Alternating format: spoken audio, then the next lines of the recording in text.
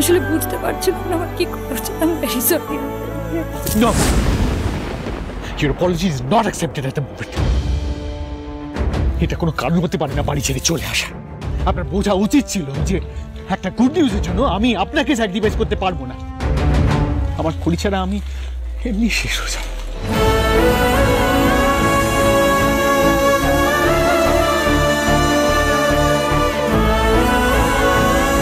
তাহলে কি ঋদ্ধিমানবাবু রিপোর্টটা দেখেছেন?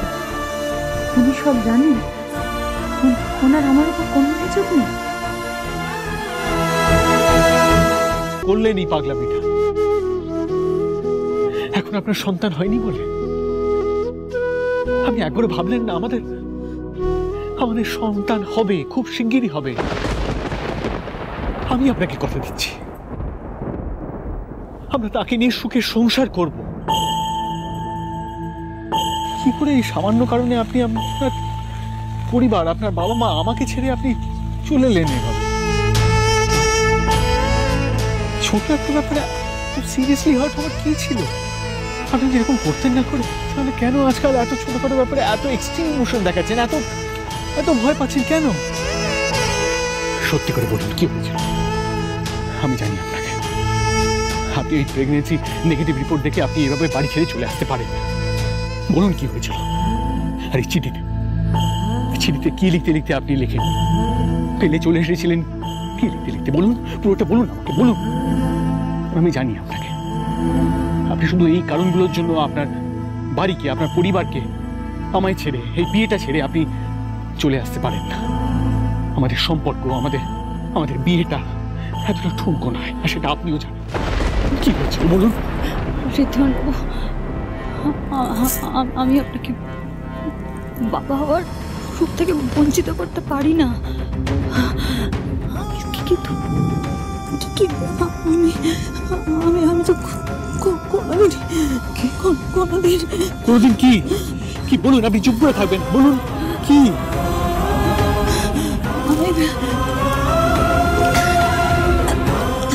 আমি আসলে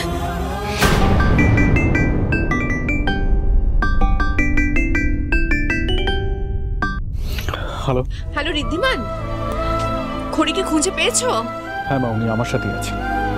উফ, থ্যাংক গড। ঠিক আছে, তাহলে তাড়াতাড়ি চলে এসো। এদিকে তো রাহুল আর কুনাল তোমাকে ছাড়া বিয়ের পিড়িতে বসতে চাইছে না। হ্যাঁ মা, আমরা আসছি। দেখলেন তো? আমি জানি না আপনার কি হয়েছে, তবে এটা জানি যে ঋদ্ধিমান সিংহ আপনাকে পালিয়ে যেতে দেবে না, আপনাকে এক চুলো দূরে সরে যেতে দেবে না। ঋদ্ধিমানবাবু শুনুন, আমার খুব জরুরি কথা আছে। যা কথা আছে আপনি সব পরে শুনবো, কিন্তু এই মুহূর্তে বিয়ের লগ্ন পেরিয়ে যাচ্ছে। এবার আপনি চলুন, নাহলে আপনাকে কিন্তু তুলে নিয়ে যাবো। আপনি বুঝতে পারছেন না, আপনাকে এই কথাটা জানতেই হবে, না হলে আমি এভাবে বলেছি তো, আমার কিছু জানার দরকার নেই। আমি শুধু এটা জানি যে খড়ি আমার। এই মুহূর্তে আপনি আমায় কামড়ান, আচরান, যা খুশি তাই করুন, আমি আপনাকে নিয়ে যাব, আপনাকে নিয়ে ফিরবো।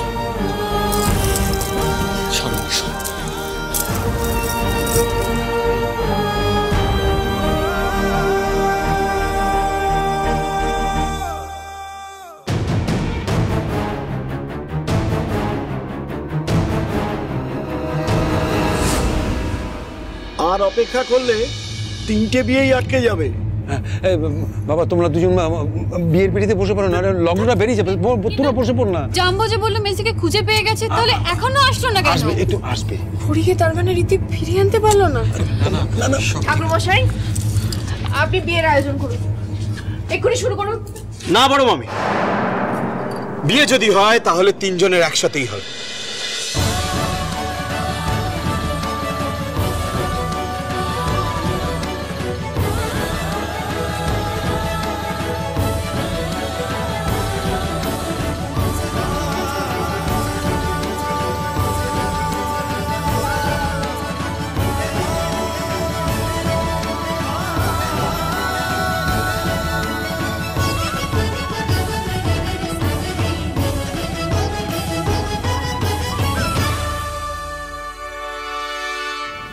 বলেছিলাম না আপনাকে কোথাও যেতে দেব না, দরকার হলে তুলে নিয়ে এসে আপনাকে বিয়ে করব।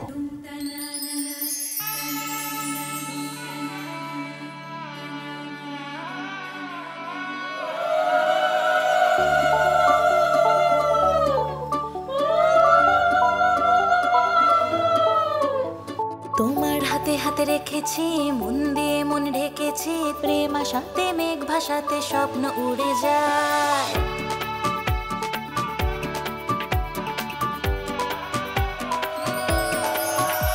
তোমার হাতে হাতে রেখেছি, মন দিয়ে মন ঢেকেছি, প্রেম আশাতে মেঘ ভাসাতে স্বপ্ন উড়ে যায়। তুমি দূরে কেন, মন মানে না যেন, প্রেম আগুনে গল্প বুনে মন যে পুড়ে যায়। সবই আছে আগে থেকে ঠিক করা, বাধা আছে যেন কোনো গাঁট ছড়া।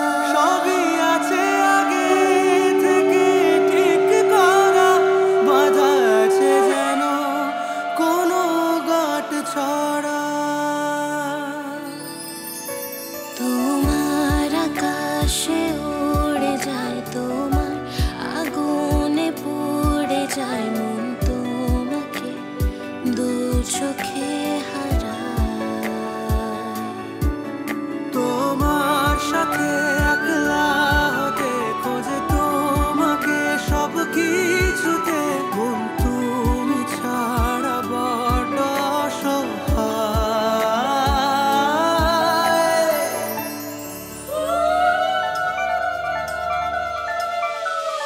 যেই গেলে দূরে মন ভাবো ঘুরে, তোমায় ছাড়া দিন কাটাতে ভাল লাগে না যে। বলো না কতবার হবে যে আমার, তুমি আমার চিরদিনই ভাবনা কিসের আর। সবই আছে আগে থেকে ঠিক করা, বাধা আছে যেন কোনো গাঁট ছড়া। সবই আছে আগে থেকে ঠিক করা, বাধা আছে যেন কোনো গাঁট ছড়া। তোমার আমার গাঁট ছড়া, তোমার আমার গাঁট ছড়া।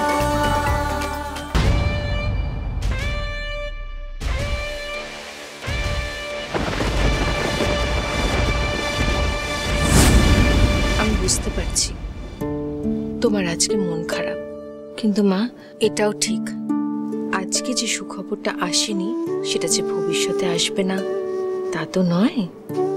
আমার দৃঢ় বিশ্বাস খুব শিগগিরই আমরা সেই সুখবরটা পাবো।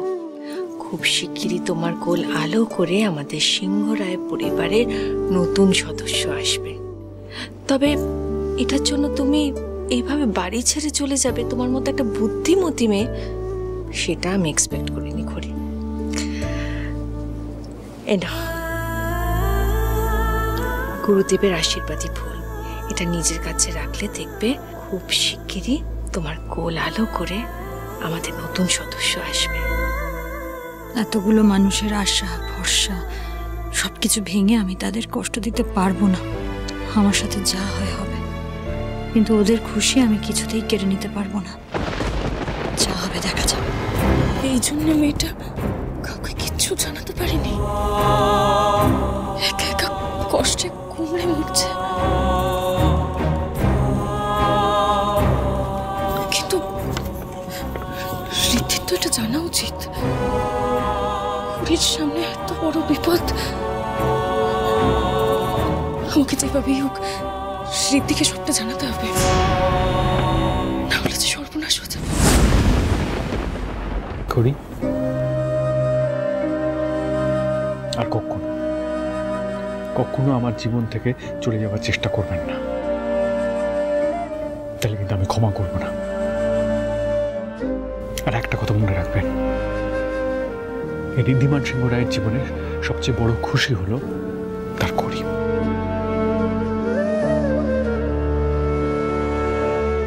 আর আপনার খুশির জন্য এই খড়ি হাসতে হাসতে নিজের জীবনটাও দিয়ে দিতে পারে ঋদ্ধিমান বাবু।